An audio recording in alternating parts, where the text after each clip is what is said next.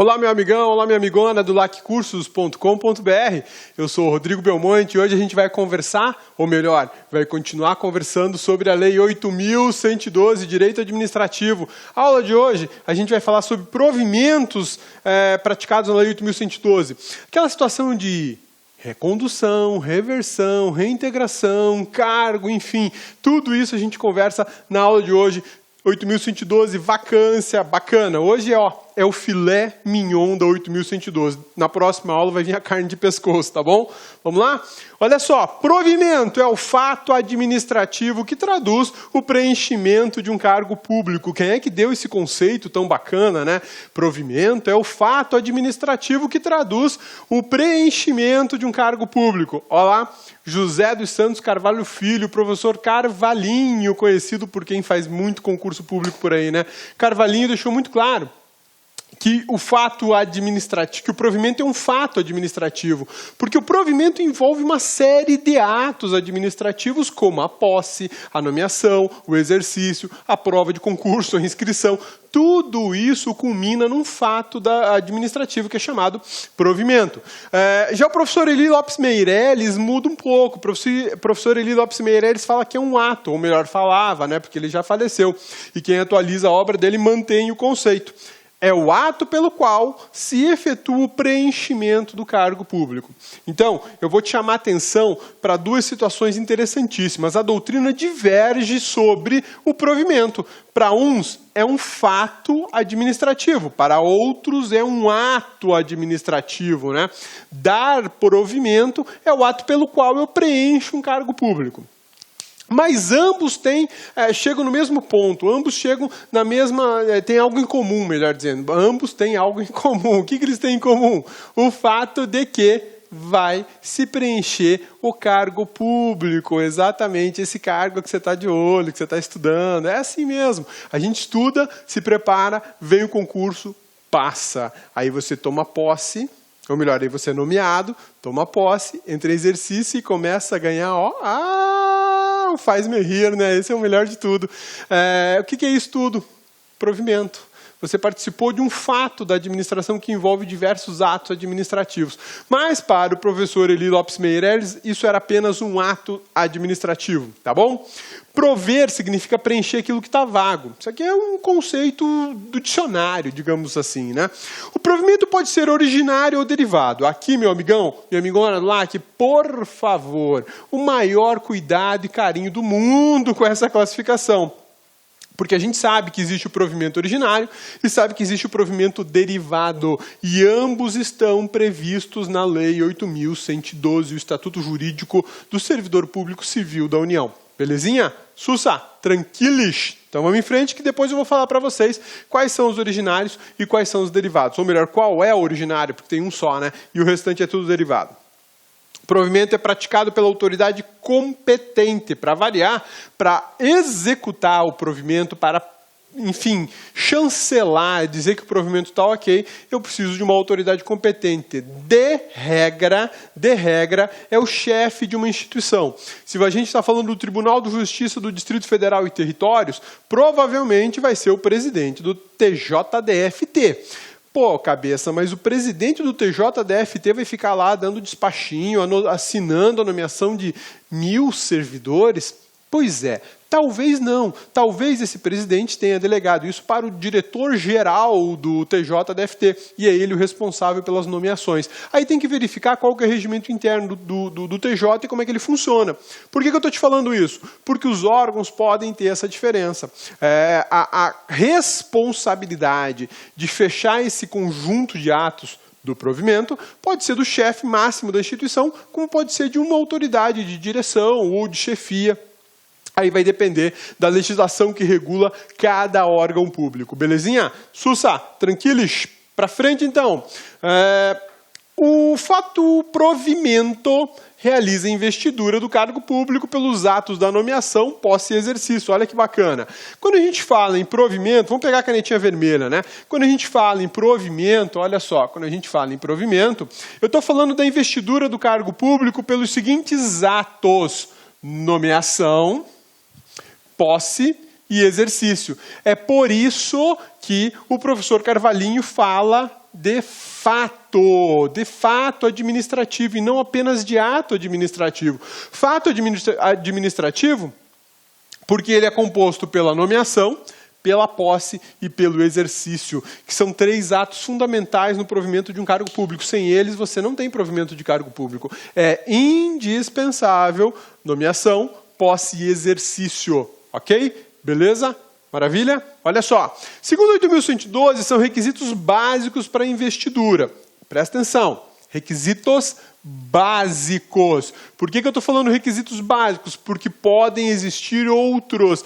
Eu canso de receber e-mail dos alunos falando assim, pô, cabeça, posso ter... o órgão pode me exigir um exame específico, psicotécnico, por exemplo? O órgão pode me exigir certidão negativa do Serasa, do SPC? Preciso disso? Por que eles estão me pedindo? Isso está na lei, isso é legal ou isso não é? Olha só, quando a 8.112, que ela é aplicada para os servidores públicos civis da União, fala em requisitos básicos, ela estabelece algumas regras específicas, básicas, que devem ser seguidas sobre o provimento. Você tem que preencher aqueles requisitos. Agora, nada impede de que a lei que regule o cargo, ou a lei que regula, enfim, o órgão da administração, qualquer que seja ele, estabeleça requisitos extraordinários. Mas presta atenção no que eu falei. A lei que regula o cargo, a lei que regula o órgão da administração para o qual você está fazendo o concurso, esta lei é que exige mais requisitos. Isso é perfeitamente possível, é legal, é correto. O que eu não posso ter, o que não se pode tolerar, são requisitos previstos apenas no edital, sem amparo legal ou constitucional. Aí não rola, aí não tem condição, aí é ato ilegal, aí é alguma abusividade. Tá? Então, quando a gente fala em requisitos para preenchimento do cargo público, a 8.112 te dá os requisitos que são básicos. Isso quer dizer que há possibilidade legal e constitucional de requisitos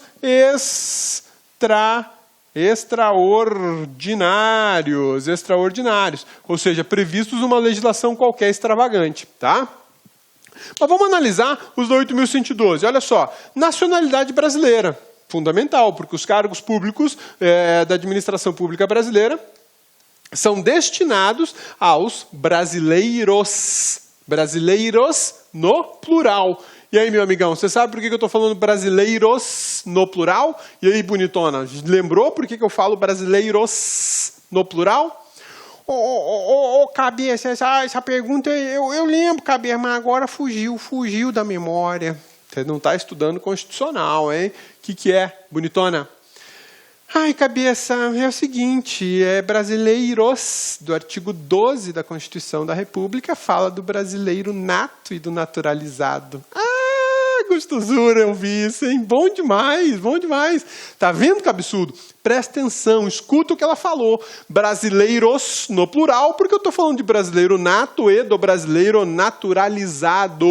Tá? Agora, e o estrangeiro? Aí vai na forma da lei. O estrangeiro é na forma da lei, tem que ter uma lei específica para o estrangeiro poder assumir um cargo público no Brasil.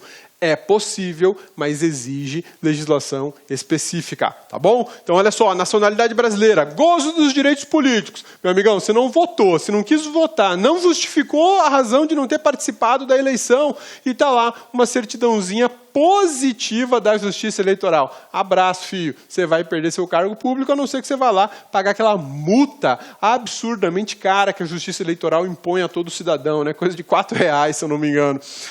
Quitação com as obrigações militares e eleitorais. Opa, quitação das obrigações militares e eleitorais. Novamente, você volta aí para obrigações civis de caráter constitucional. Quando você está falando aqui dos direitos políticos, o Cabeça já fez uma confusão. Vamos voltar. Os direitos políticos é quando você pode votar e ser votado. Tá? É quando você pode exercer o direito de ação popular, de referendo, de plebiscito e por aí vai. E direitos políticos, quando ele fala que gozo dos direitos políticos, de forma geral, são todos os direitos políticos à disposição do cidadão. Agora, quando eu falo da quitação de obrigações militares e eleitorais, militares, Para os homens, serviço militar obrigatório. E quando eu falo de eleitoral, aí sim é a votar. É ter participado das eleições, tá bom? Beleza? Sussa? Tranquilos? O nível de escolaridade exigido para o exercício do cargo. Se o cargo é nível médio, você tem que ter nível médio. Pelo menos. Se você tiver curso superior e fizer o concurso por nível médio, tá tudo certo. Ah, mas o cargo é nível superior. Então tá bom, você vai ter que ter pelo menos o nível superior. Se você tiver nível médio, não adianta se fazer e passar, porque você não vai tomar posse, não vai rolar, tá? Se exigir, por exemplo, um curso específico, o cargo é para engenheiro civil da AGTOP, Agência de Transportes lá de Goiás, né? Agora o Cabeça mora em Goiás, o Cabeça vai parar de falar de Cuiabá, Mato Grosso. Não, não vou não. O Cabeça vai continuar falando da cidade do coração dele, Cuiabá. Abraço para os meus alunos aí de Cuiabá. Já estou morto de saudade de vocês. Olha só, então você vai fazer o concurso para engenheiro civil lá da AGTOP. Qual é o nível de escolaridade exigido? Engenharia civil. Não adianta você ser formado em arquitetura, em contabilidade, em direito, em engenharia mecânica. O cargo é para engenheiro civil. E aí, eu te chamo a atenção para mais uma coisa super importante. Quando o edital fala de escolaridade específica, e quando a 8.112 diz que você tem que suprir essa escolaridade específica, lembre-se de uma coisa. Existem concursos públicos com cargos públicos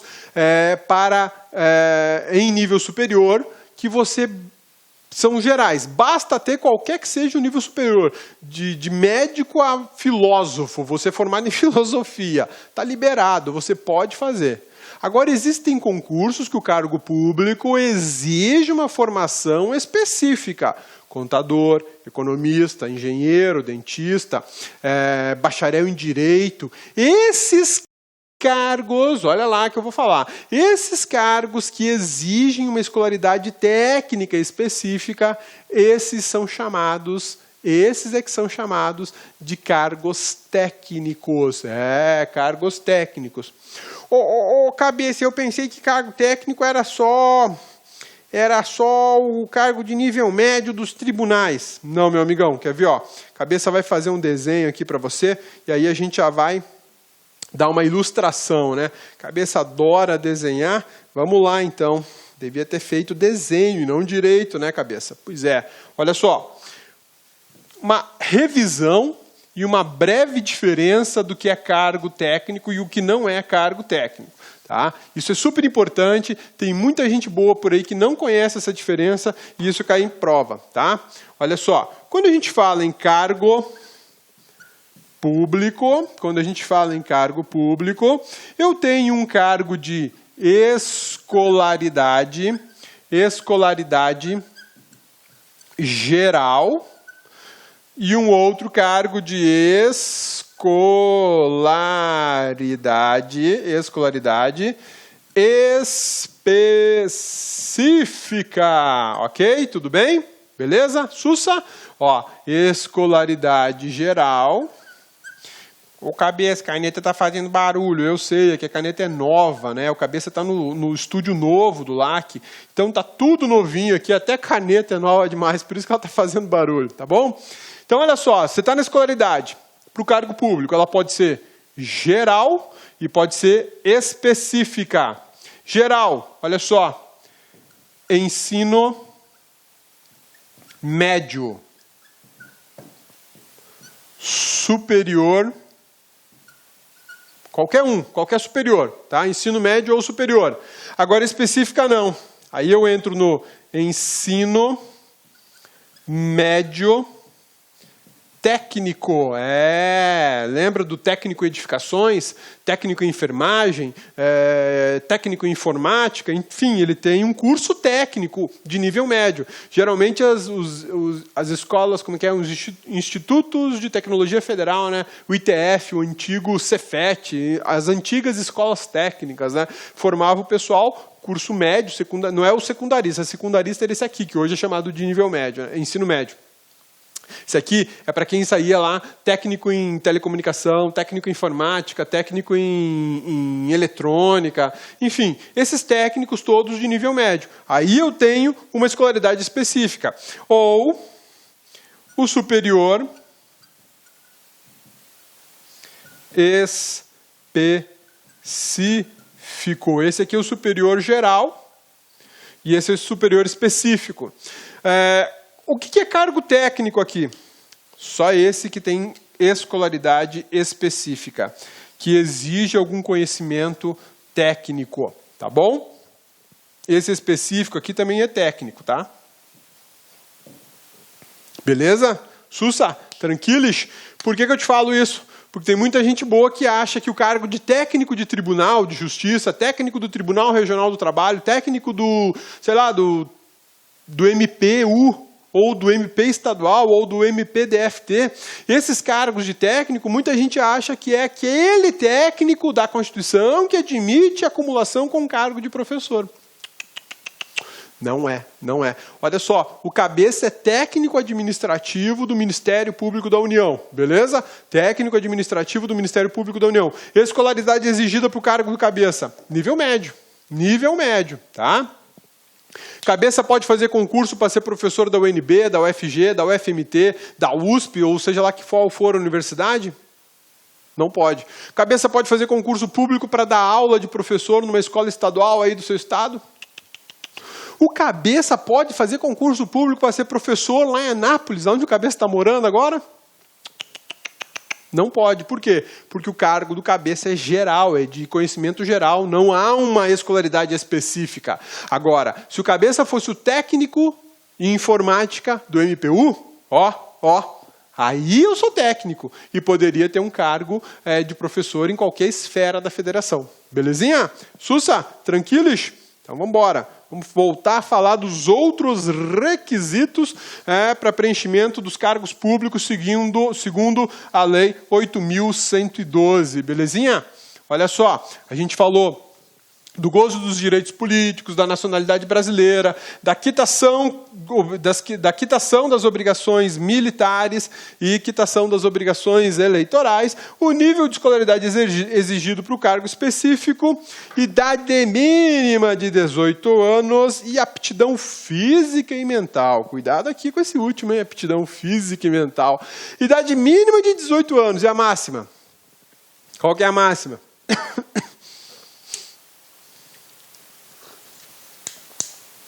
Segundo a Constituição da República, qual é a máxima? 70 anos. Segundo a Constituição da República, 70 anos. Por que 70 anos? A regra geral de 70 anos. Por que 70 anos? Porque tem a aposentadoria compulsória, né? A partir dos 70, ninguém fica mais no serviço público brasileiro, qualquer das esferas. Pô, cabeça, mas e aquela alteração da Constituição que agora permite a aposentadoria compulsória aos 75 anos. Aí, olha lá, permite aos 75 anos na forma de lei regulamentar. Agora nós já temos uma lei complementar regulando a expulsória. Mas o texto da Constituição ainda fala de 70 anos para todos os cargos, 75 especificamente para ministros do Supremo, do STJ, do TCU, tá? E para o servidor pobre, mortal, para o índio feito cabeça e companhia, ainda 70. Vai depender dos critérios estabelecidos pela lei complementar, que já está valendo, ela já existe, para dizer se você vai ficar até os 75 ou não, beleza? Mas a regra geral na Constituição ainda são os 70 anos, tá bom? A idade máxima. E aptidão física e mental, você vai passar por uma avaliação médica para saber se você tem condição de ser servidor público, né? Cabeça, esse mental aí, como é que vai aferir? De regra, a avaliação, a aptidão mental, ela é avaliada desde o início. Quando você faz prova, você já está tendo uma avaliação mental. Agora, tem um exame específico, que é o exame psicotécnico. E tem uma súmula do Supremo Tribunal Federal, que é uma súmula vinculante, salvo engano, é a súmula 44, súmula vinculante 44 do Supremo Tribunal Federal. E ela diz o seguinte: exame psicotécnico somente se houver lei que regulamente e exija o exame. Caso contrário, não precisa fazer. Não precisa fazer. Tá bom? Belezinha? Sussa? Então, bora. Olha lá, observação importante. As atribuições do cargo podem justificar a exigência de outros requisitos estabelecidos em lei. De repente, o cargo que você vai fazer concurso público lá, que você quer ser, sei lá, da Polícia Civil. Daí tem mais exigências do que para o cargo do analista do Tribunal de Justiça. Isso é perfeitamente possível. Por quê? Porque aquele cargo tem algumas peculiaridades que devem necessariamente ser observadas pelo concurseiro. Tá bom? Provimento de cargo por portadores de necessidades especiais. Aqui a gente vai falar um pouquinho sobre a situação do PNE, né? PNE, portador de necessidade especial, né? Eu acho uma grosseria falar que a pessoa é deficiente. Isso é uma grosseria, uma falta de educação, porque não existe deficiência. Existe uma necessidade especial, né? Eu acho que é bem mais elegante, bem mais educado você falar PNE. Mas, enfim, eu canso de ver editais por aí dizendo assim, vagas para os deficientes. Acho isso uma monstruosidade. Mas tudo bem. O que a 8.112 fala? A 8.112 fala que existe cota para portadores de necessidades especiais, que essas pessoas vão concorrer a cotas específicas que não é de concorrência geral, de concorrência ampla, né?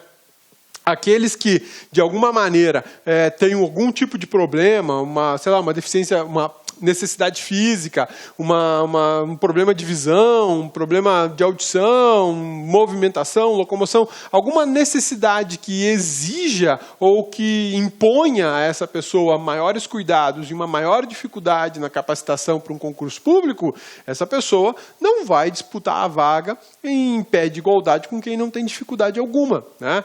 Parece besteira, mas não é. Pare e pensa, você, para se deslocar, para fazer o concurso, para estudar, para trabalhar, tem suas duas pernas, funcionamento do seu organismo perfeito, visão perfeita, audição perfeita e consegue se locomover perfeitamente. Pensa no cadeirante. Cadeirante tem uma situação mais complicada, ele demora mais tempo para se locomover de um local para o outro. A pessoa com problemas auditivos teria uma imensa dificuldade de assistir a aula. Uma necessidade visual, pessoa que não enxerga, né? Também teria uma dificuldade monstruosa para assistir a aula. Então, o que a gente vê? Um tratamento de desiguais na medida das suas desigualdades. Isso se chama qual princípio constitucional? Princípio da igualdade. Mas qual igualdade que eu estou falando?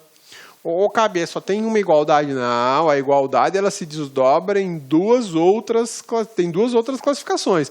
A igualdade formal e a igualdade material. Não vai esquecer disso. Está lá no artigo 5º da Constituição da República, tá? Então, olha só. Quando eu tenho cota para portadores de necessidades especiais, eu estou trabalhando a igualdade material. Eu reconheço a diferença existente entre pessoas diferentes e, de alguma forma, eu trato elas de maneira diferente para tentar restabelecer a igualdade, o equilíbrio que a Constituição busca, né? Ao PNE é assegurado o direito de se inscrever em concurso público para provimento de cargos cujas atribuições sejam compatíveis com a necessidade especial. Isso aqui é um problema muito sério para cargos da segurança pública. A gente teve um tempo atrás uma discussão enorme sobre um concurso da Polícia Federal que não previa vagas para portadores de necessidades especiais. A banca examinadora, as pessoas responsáveis pelo concurso da Polícia Federal entenderam que o concurso as atribuições do cargo não estariam ao alcance de portadores de necessidades especiais. Isso deu um problemão, né? Deu um problemão, porque a gurizada portadora de necessidade especial chiou e falou, eu quero participar, eu tenho só um probleminha de ouvido e eu quero vaga para mim. Eu tenho audição unilateral, eu tenho visão monocular, eu quero participar, tem que ter vaga para mim. Me falta um dedo da mão só, eu tenho os outros 9, eu preciso de tratamento diferenciado.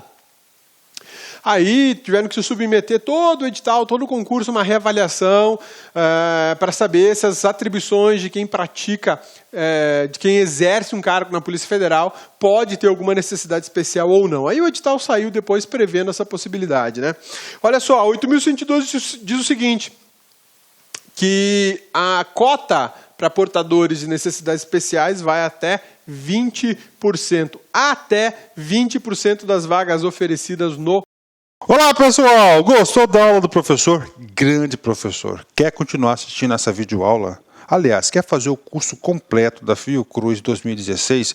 São 150 aulas, aliás, são mais de 150 aulas. Então acesse o nosso site, laconcurso.com.br, que tem o restante dessa aula e mais 100 aulas para vocês, que sei, mais 150 aulas para vocês aí, por apenas 10 mensalidades de R$15. Aulas de extrema qualidade, você pode ter certeza que é o melhor custo-benefício do mercado. Aliás, você quer esse material dessa aula que você acabou de assistir, o material de apoio, vai lá no nosso site, faça o seu cadastro e baixe o material gratuitamente. Bacana, meus amigos?